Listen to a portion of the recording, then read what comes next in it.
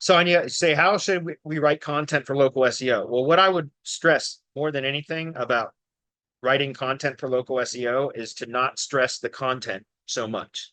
Focus more on page structure and site structure and internal linking. Those are the three things that matter the most for local SEO right now.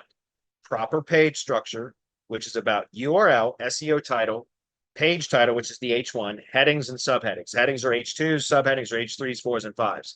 If you can convey to Google what the page is about through just those elements, seriously, without any content at all, Google can understand other than headings, guys. Like I swear to God, I've been testing this over the last few weeks. And you can convey to Google what the page is about with proper page structure with no content. And I've even got tests out there right now to prove that. And so focus on the proper structure. Learn about what I call topic and category optimization. Then figure out how to stack or create the structure of the page with the proper hierarchy of headings and subheadings. And when you do that, you don't need to focus on the content and optimize it for content. I'm not saying create pages without content. I'm saying do not spend your time going to Surfer SEO or Page Optimizer Pro or On Page AI or any of those on-page optimization tools and getting into that negative feedback loop that they all promote, which is over optimizing the content. You don't need an SEO score of 85 or 90 or 95 or 100% based upon what those tools tell you to be able to convey to Google what the page is about. You don't need all that stuff. And so, and I'm 100% sure of that through my testing. And in the mastermind, I share those test guides, by the way. So if you don't believe me, I don't expect anybody to believe me. I show data and I show that in the mastermind. And so all those people out there, I just had a link building client cancel because he's got, six. One of your questions, Sonia, is should I have, if I've got six services in 10 service areas, should I have 6 service pages for each location? Absolutely not. That is precisely over optimization, and it's duplication, redundancy, it causes crawl resistance. Google is punishing sites like right now that are doing that. In other words, having all that kind of redundant content, and each one of those pages would probably have 1,500 or 2,000 words of content because that's what people tell you you're supposed to do in order for you to rank in Google. It's all bullshit, in my opinion, based on my own personal testing. And I do a lot of testing in the local SEO space, mainly for service area businesses, guys, just to be clear.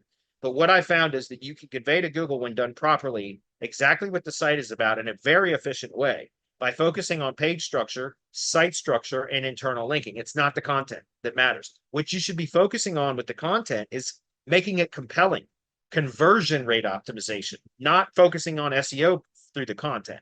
The SEO of the site can be accomplished through page structure, site structure, and internal linking. It's so the copy, I think it's made it better, guys, because now we should be writing copy for the visitor, the human, not for SEO. And again, now I don't know, that may change.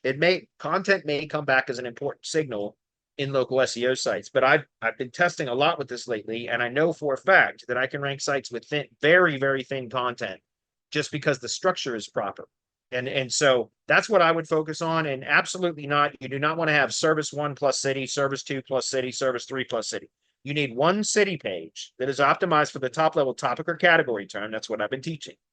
And then you reference those. You have a page optimized for each individual service. Yes, but that's non-location specific or location agnostic, right? So in other words, you create pages for each service that are thoroughly optimized for each one of those services, and make sure that don't have closely related services that could potentially cannibalize each other, because then they should be consolidated into one page. But all I'm saying is if you have six distinct services, then you can have 6 distinct service pages that are not optimized for any location. They're optimized for service and brand, period.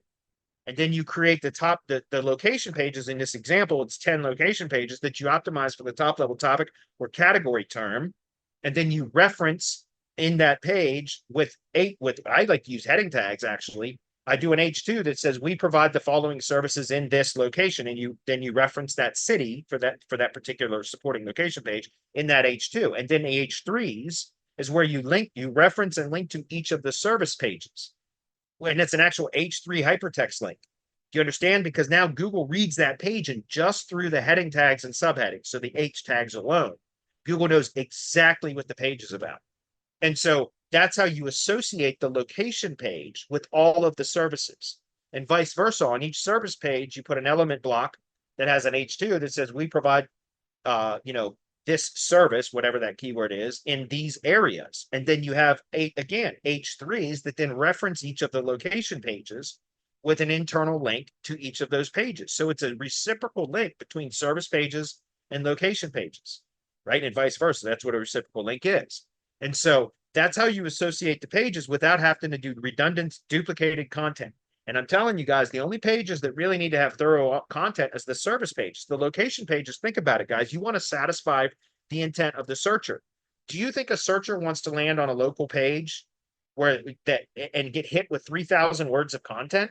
Come on, think about it. Most people are, when they're searching, it's on a mobile device. The page should very clearly convey to the visitor who the business is, how to contact them, and if they need more information about a particular product or service that that business provides, where can they go on the site? So navigational elements that take them to the page that then thoroughly describes that product or service.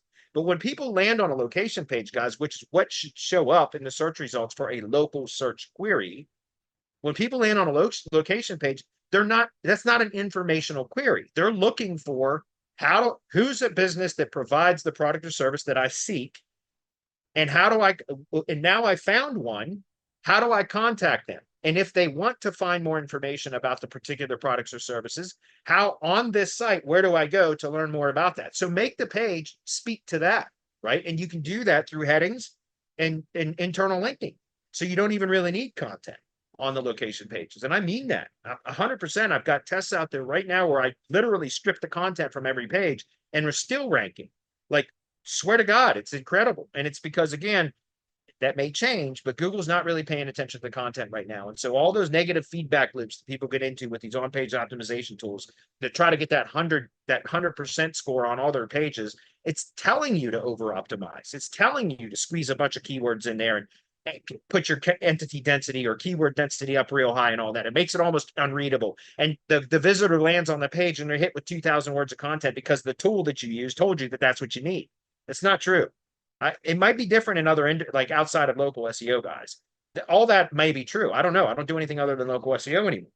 But in local SEO, that's completely unnecessary and you're wasting your time if you're doing that. So stick to the basics. Again, going back to simple, basic on-page 101. Like, I'm not talking to you specifically, Sonia, but to everybody else, like, go get the SEO for Dummies book, right? So, and I'm not kidding. And go back to basics of on-page optimization, where like page structure was important and proper use of HTML tags and et cetera was important. Seems like we got away from that as SEOs. I did too. I'm not gonna lie. I used H tags for styling elements and stuff for a long time too.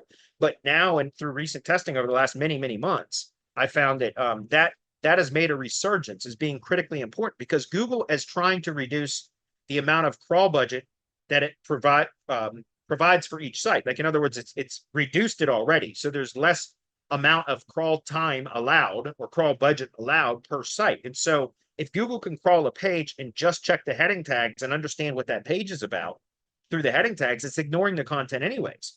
So why are we putting 3,000 words of content on a location page for, roof repair, a location page for roof repair? Nobody needs to read 3,000 words content for that. They need to know, does this company provide roof repair services? How do I contact them? And if I want more information about the method that they use for roof repair and the materials, et cetera, then where do I go? And that can click to a roof repair page that then explains all that stuff. But the location page, which is what should rank in local search, should be about who the business is, how to contact them, and where they can find more information about the particular products or services provided from that business at that location, if that makes sense. So anyway, hopefully that's clear. Again, all this stuff is taught in the mastermind. So very, very extensively.